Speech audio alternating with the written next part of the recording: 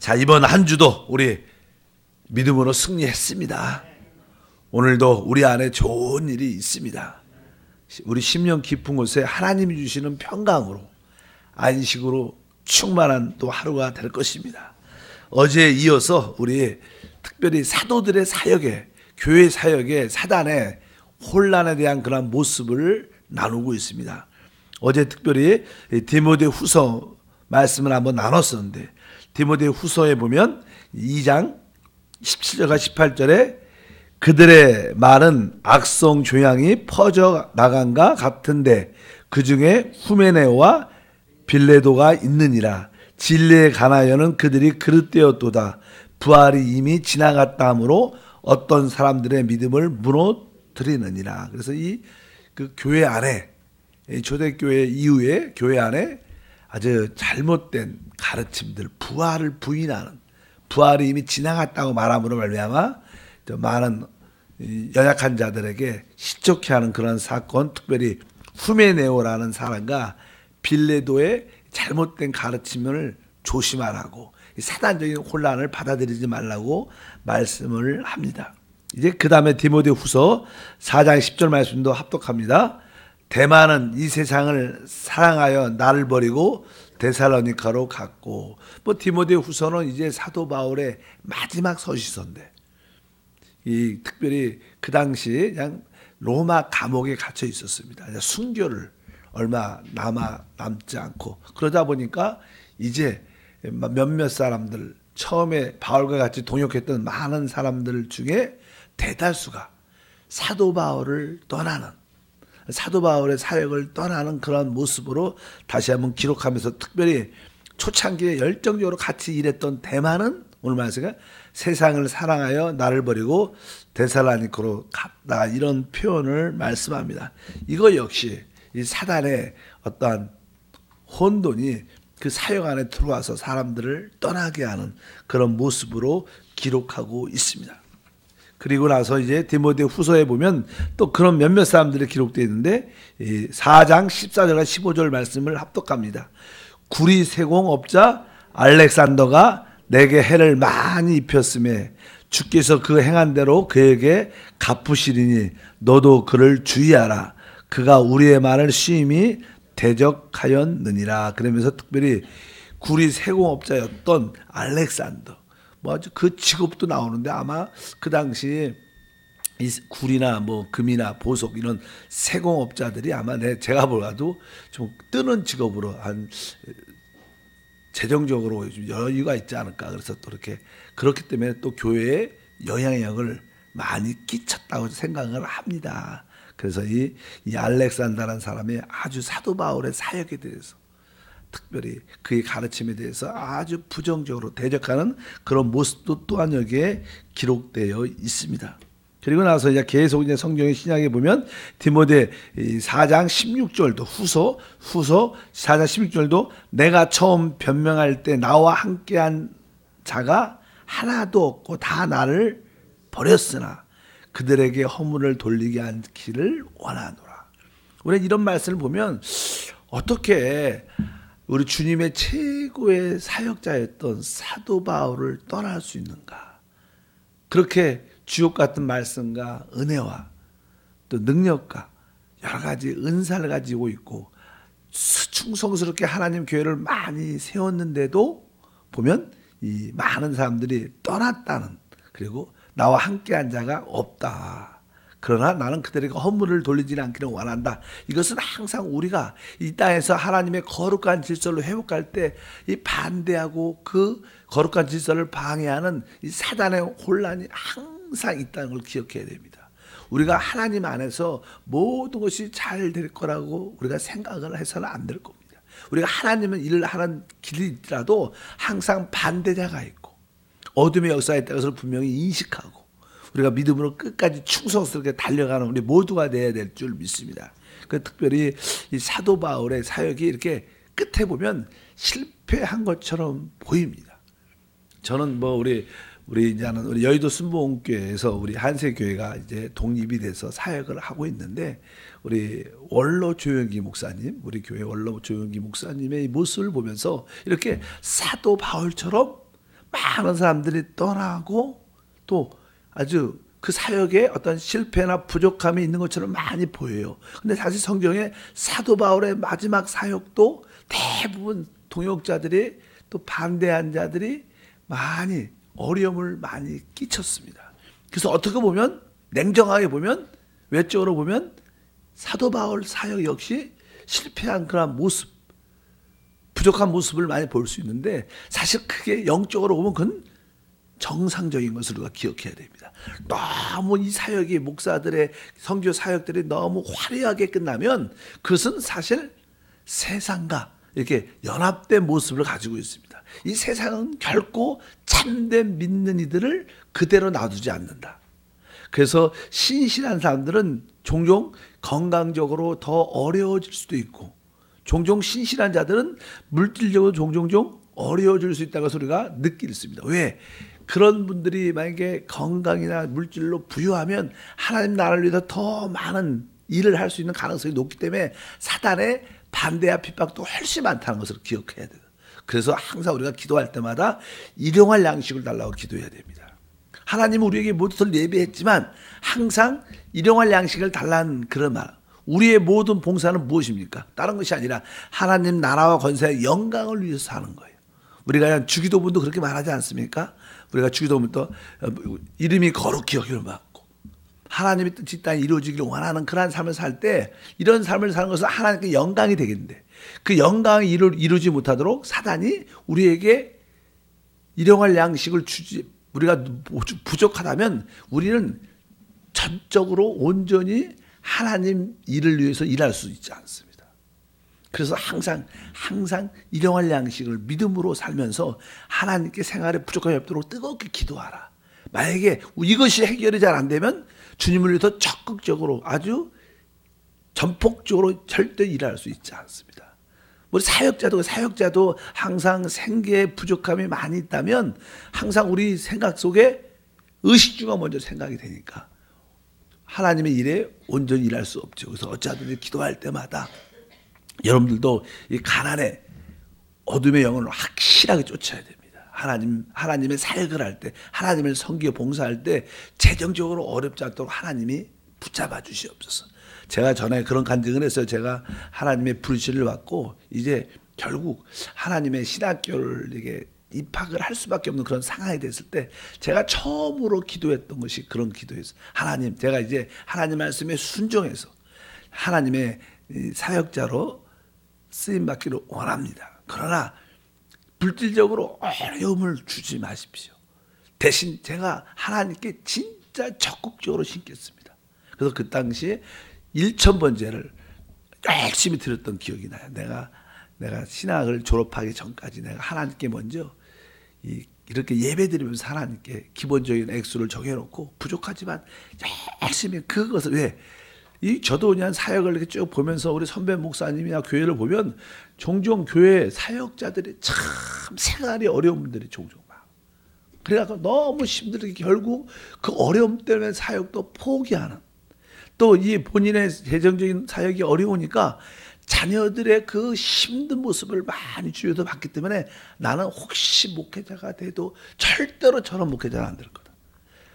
그것이 영광이고 자랑스럽지 않습니까? 우리가 여유가 있어서 기쁨으로 이 가난의 길을 기쁨으로 갈 수 있다면 그것은 영광이 되겠지만 그렇지 않고 이 사단이 주는 어려움을 그런 것에 겪고 힘들게 이 길 간다면 그것은 무엇인가 잘못된 것이다. 그래서 그랬던 기억이 들었습니다. 어쩌든지 우리 조영기 목사님의 이 사역도 사실 제가 볼 때는 아주 이 핍박과 이 반대들이 어떻게 보면 올바른 정상적인 길이라고 우리가 믿어야 됩니다.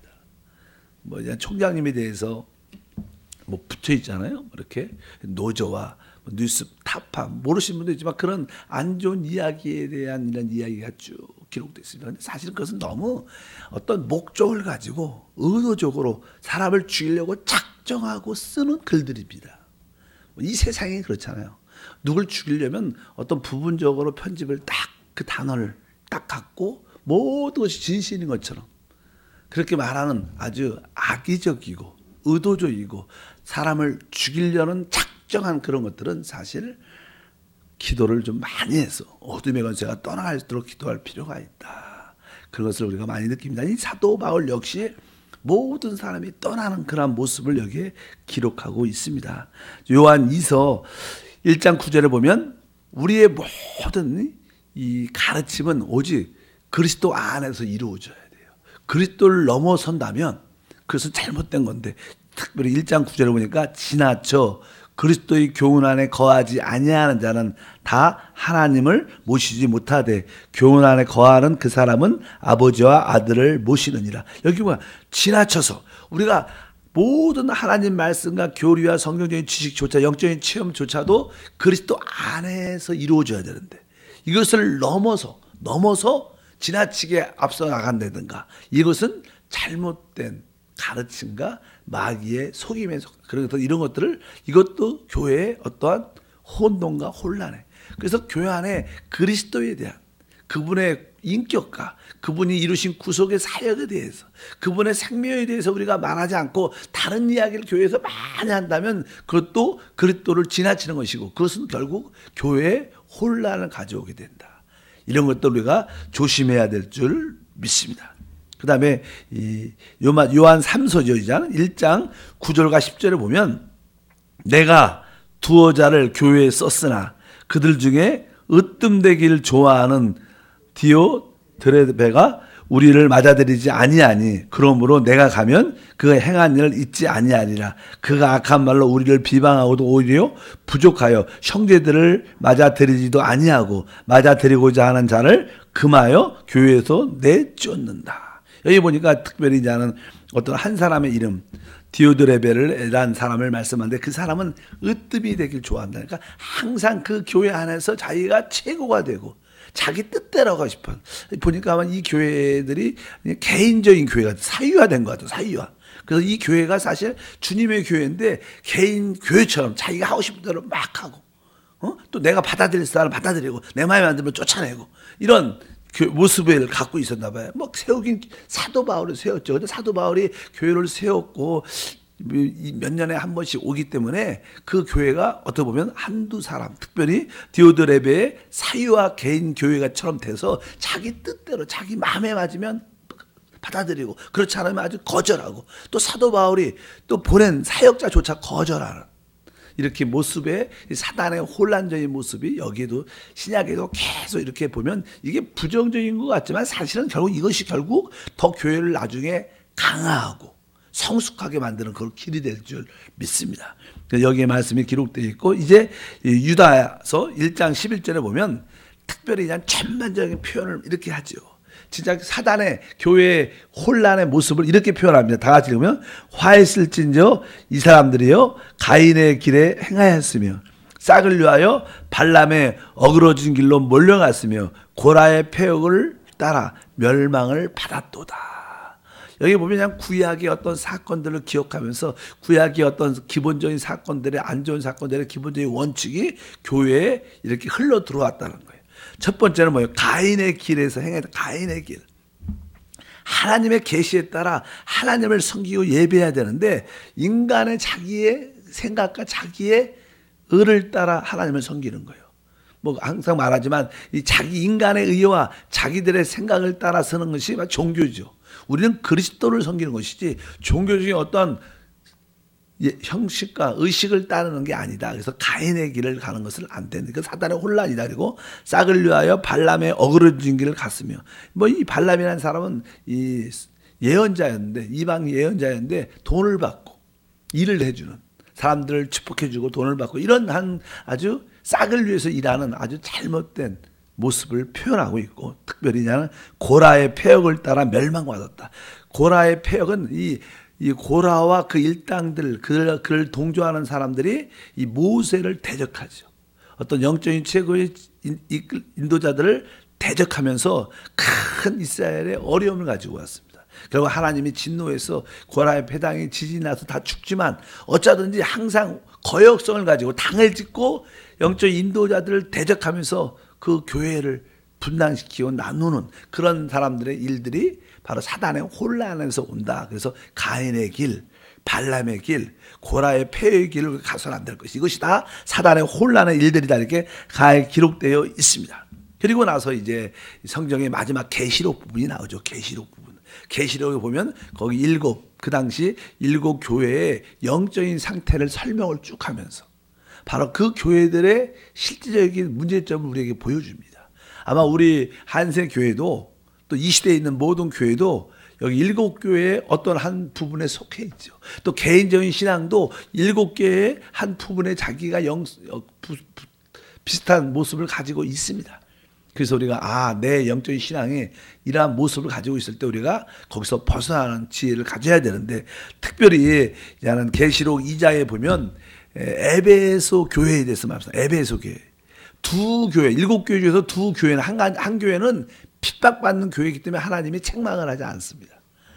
또 한 교회는 아주 작은 사랑을 갖고 열심히 주의 이름을 끝까지 지키는, 그렇기 때문에 책망하지 않지만 나머지 5 교회는 너희에게 이러한 사단의 혼란적인 모습이 있다. 이것을 이겨야 된다. 이런 모습을 벗어나야 된다. 이렇게 말씀이 기록되어 있는데, 특별히 나는 13절과 15절을 보면 이렇게 말씀을 합니다. 특별히 이렇게 말하죠. 내가 어디에 사는지 내가 아노니 거기는 사단의 권자가 있는 데라.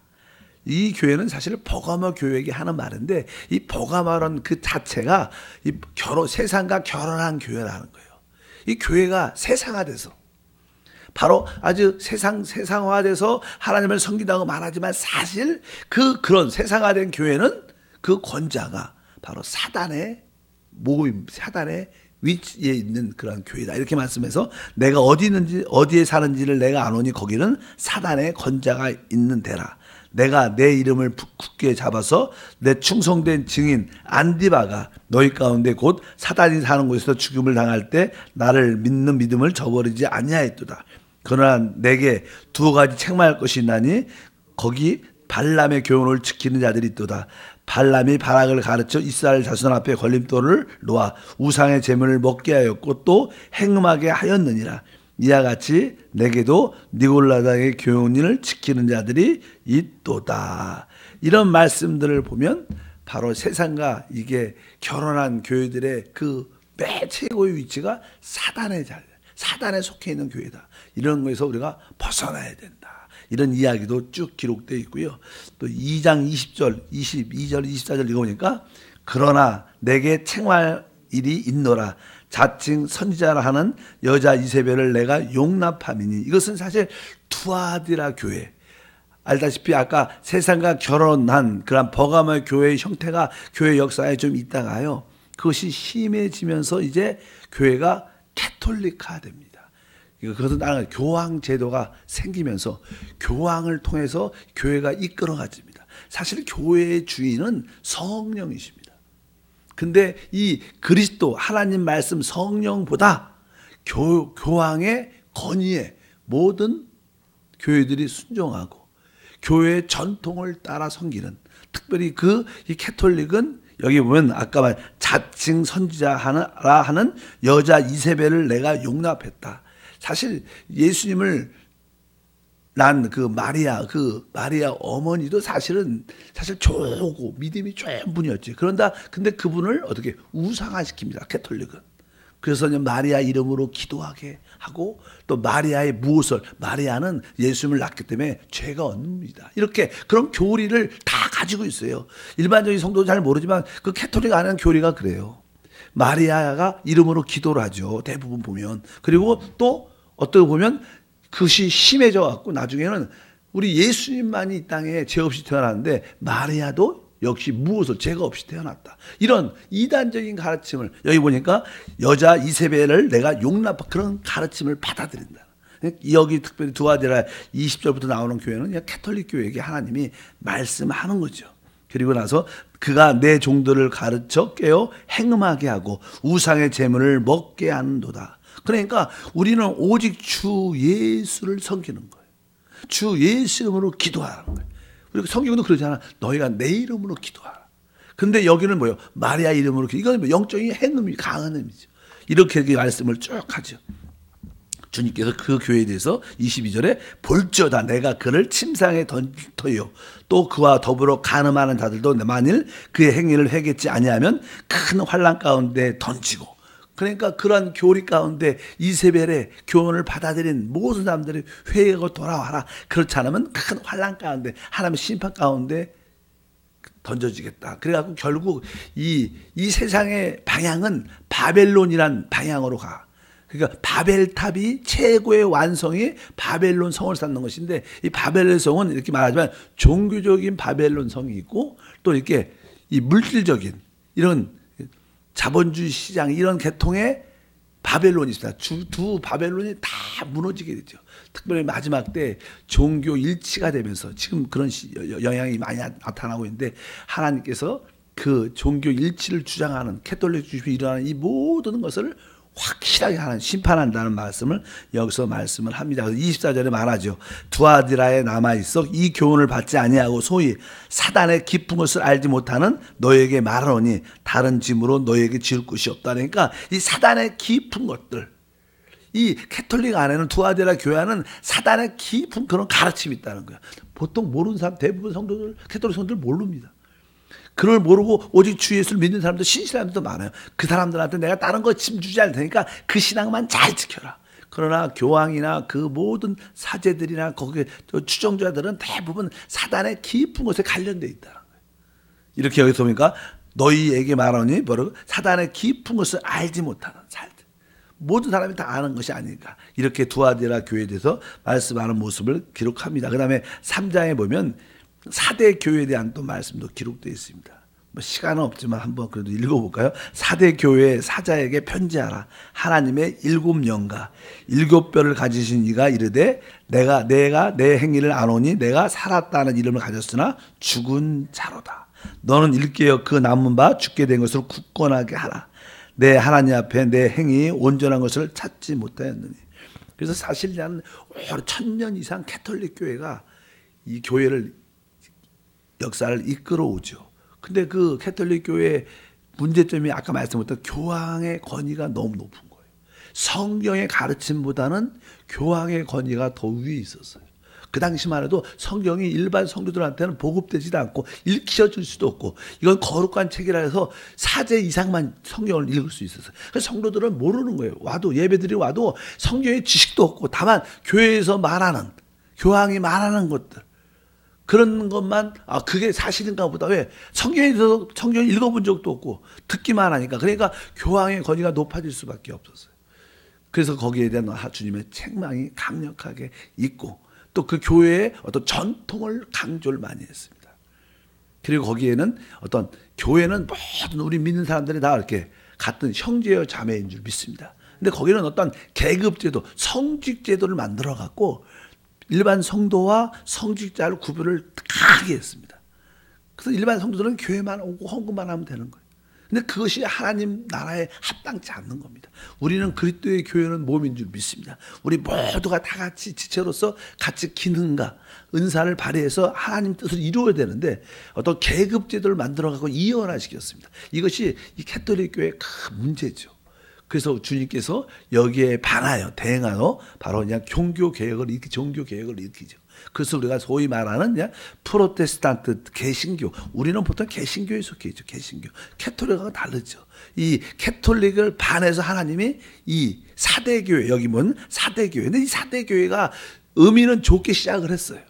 캐톨릭의 나쁜 점을 대항해서 하나님의 은혜로 이끄는데 이 캐톨릭은 이제 하나님 말씀이 덮였지만 이 4대 교회는 이 개신교인데 개신교회는 그 당시만 해도 이제 인쇄술들이 발달하면서 성경이 번역이 되면서 성경이 많이 출판되면서 하나님을 사랑하는 사람, 하나님을 추구하는 사람들이 성경을 읽을 수 있고 볼 수 있게 됐습니다.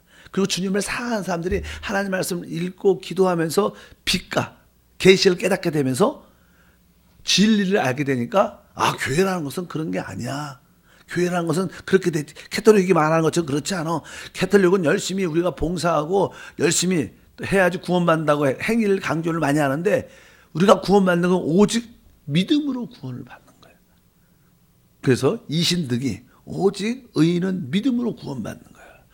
그러면서 이제 마르틴 루터가 종교교회를 일으키면서 이제 루터교를 이렇게 만들게 됐죠. 이렇게 되면서 나는 교리에 따라 성경의 지식에 따라 많은 교파들이 생깁니다.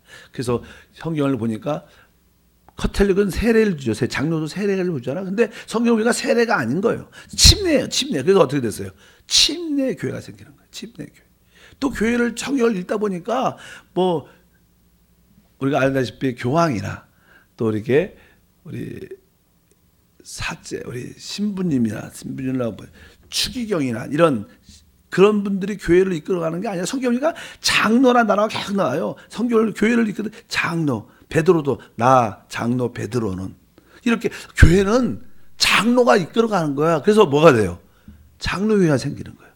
그러면서 이 거룩함을 강조하게 되니까 하나님의 구원은 거룩함에 있어. 그래서 성결교회가 생기고 그다음에 쭉 보니까 아니 하나님의 놀라운 역사는 성령 세례, 성령의 다시 오순절 역사를 사모해서 오순절 순복음교회들이 생기고 막 이런 게 많은 교회. 그러니까 이것이 좋은 의미로 시작했는데 너무 분열이 된 거예요. 너무 나눠지고 우리 한국도 너무 개신교가 나눠져 있어요. 교단이 너무 나눠져 있으니까 힘이 없는 거예요. 개인적으로 파워가 있어도 전체적인 구집점이 없는 거예요. 그래서 오늘 주께서 말씀하시 이렇게 말하죠. 바로 아까 1절 끝에 보니까 내가 살았다는 이름을 가졌으나 사실 죽은 자라는 거예요. 우리는 내가 살아서 하나님 말씀을 깨달았고 맞아. 장로교회가 맞고 침례교회가 맞고 이런 것이 많이 성결교회가 맞고 뭐 오순절교회가 맞고 이런 것을 강조를 많이 하지만 하나님 볼 때는 너무 분열되고 나눠졌기 때문에 사실은 죽은 거다. 왜? 교회의 최고의 핵심 중에 하나는 하나됨을 지키는 거예요. 우리 몸도 뭐예요? 이 몸이 하나죠. 이 팔이 떨어져 나가고 발이 떨어져 나가고 내 뜻대로 나간다면 결국은 죽는 것밖에 없는데. 그래서 너희 자체는 막 살았다고 말하지만 실상은 너희 죽은 자다.